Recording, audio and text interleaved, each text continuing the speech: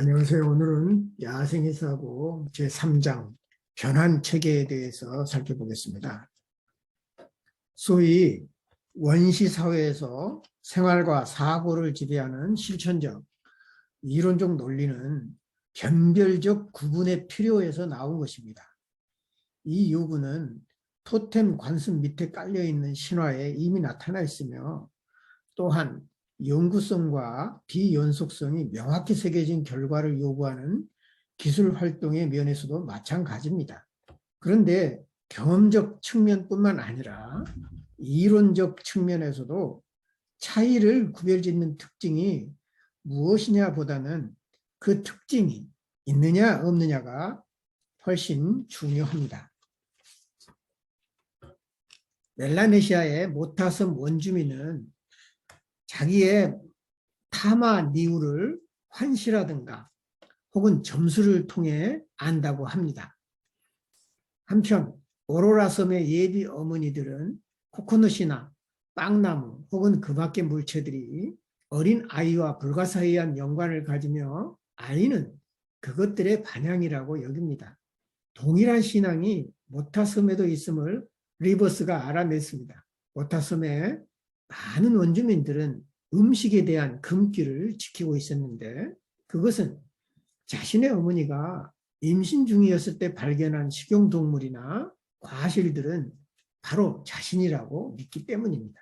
식물이나 과일 혹은 동물을 발견한 경우 여자는 그것들을 마을로 가져가 그 사건이 무엇을 뜻하는 것이냐고 묻습니다. 사람들은 그 여자에게 그와 닮은 아기가 태어날 것이라든가 혹은 아이가 바로 그 물건이라고 얘기해 줍니다. 그러면 그 여자는 그 물건을 처음 본 장소로 다시 가져갑니다. 만약 그것이 동물일 경우 돌멩이로 살 집을 지어주고 매일 찾아가서 먹을 것을 줍니다. 그러다가 동물이 사라지면 그것이 그 여자의 몸속으로 들어간 것이고, 그로부터 어린 아기의 모습으로 태어날 것이라고 여깁니다. 아이는 자기와 동일시되는 동식물을 먹어서는 안 됩니다. 만약 이것을 지키지 아니하면 병에 걸리거나 죽습니다. 못 먹는 과일일 경우는 그 나무조차 만져서는 안 됩니다. 음식을 먹거나 만지는 일은 일종의 스스로 먹는다고 하는 자식 행위로 간주됩니다. 그 사람과 동일시된 물체와의 관계는 대단히 밀접한 것이어서 그 사람은 그 물체의 특성을 간직하고 있는 것이 됩니다. 예를 들면 뱀장어나 바다뱀을 보면 어린애가 연약하고 게을러지며, 개를 보면 성미가 급해지고, 도마뱀을 보면 부드럽고 온순해지고, 쥐를 보면 방정맞고 성급하고 무절제해지며, 들사과를 보면 그 모양을 닮아 아이의 배가 툭 튀어나오게 된다고 믿습니다. 마찬가지로 솔로몬 제도에서는 주민들이 바나나 나무를 먹지도 않는데, 그 이유는 과거에 높은 사람이 자기가 바나나 나무로 환생할 수 있도록 그것을 먹지 못하게 했기 때문이라고 믿고 있습니다.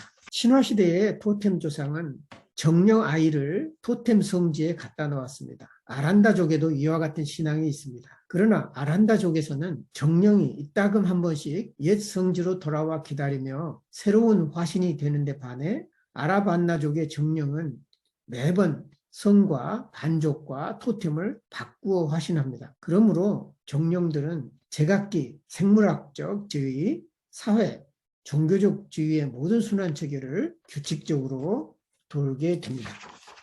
오스트레일리아는 역사적 지리적으로 호족권이므로 여러 문화가 상호 변환의 관계를 이루면서 지구상의 다른 지역보다 완벽하고 조직적으로 나타난 것은 이상한 일이 아닙니다. 그러나 이와 같은 외적인 관계뿐만 아니라 개별 문화의 여러 수준들 사이에 내적인 관계가 보다 넓게 존재한다는 점을 간과해서는 안 됩니다.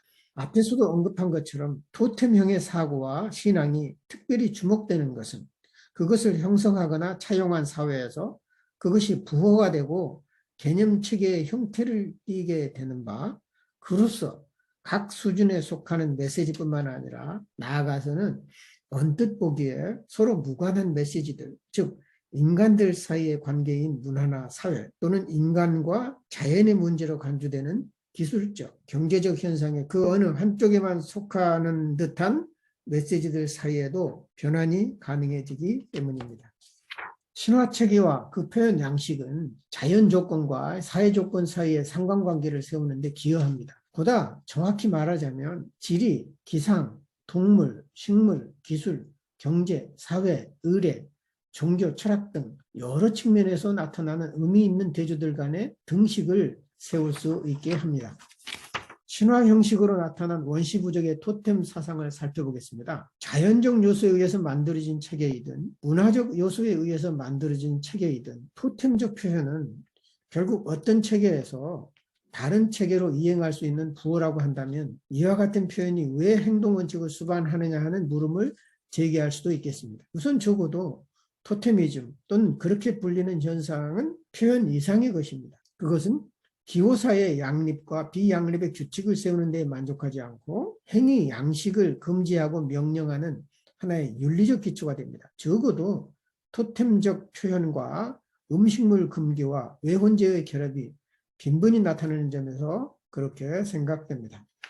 음식 금기의 관념이 완전히 전도된 경우도 있습니다. 금기는 의무로 바뀌며 그 의무는 자기가 아닌 타인에게 부과됩니다. 또 음식으로 여겨지는 토템 동물이 아닌 비토템 동물의 음식이 의무의 대상이 되는 경우도 있습니다. 이 주목할 만한 변화는 치페와 인디언 집단에게서 보게 되는데 그들은 토템을 죽이고 먹고 할 수는 있으나 모욕하는 것만은 금기가 됩니다. 한 원주민이 다른 원주민의 토템 동물을 조롱하거나 모욕할 때 모욕당한 자는 자기 시족에게 그 사실을 알립니다. 그 시족은 되도록이면 모욕한 자의 토템 동물의 먹이를 차려 잔치를 벌입니다.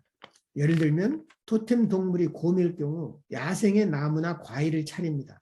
모욕한 자는 정식으로 그 자리에 초대되어 터지기 직전까지 그리하여 토템의 힘을 인정할 때까지 먹어대야만 합니다. 이 사실에서 다음과 같은 결론을 이끌어낼 수가 있습니다. 먹어도 되는 동식물과 금지된 동식물의 구분은 금지된 동식물을 해로운 것으로 간주하는 생물학적 특성이나 신비성에 기인하는 것이 아니라 동식물을 강조된 종과 비강조된 종으로 구분하는 배려에서 온 것이라 할 수 있습니다. 어떤 종류의 동식물을 금지한다는 것은 그것들을 유의미한 것으로 추려내는 수단 중의 하나인 것입니다. 그리고 이때에 실행되는 규칙은 논리에 의한 조작 매체라고 볼 수 있습니다. 그 논리는 질적 논리이며 이미지와 행동 양식에 따라 작용하는 것입니다. 수고하셨습니다.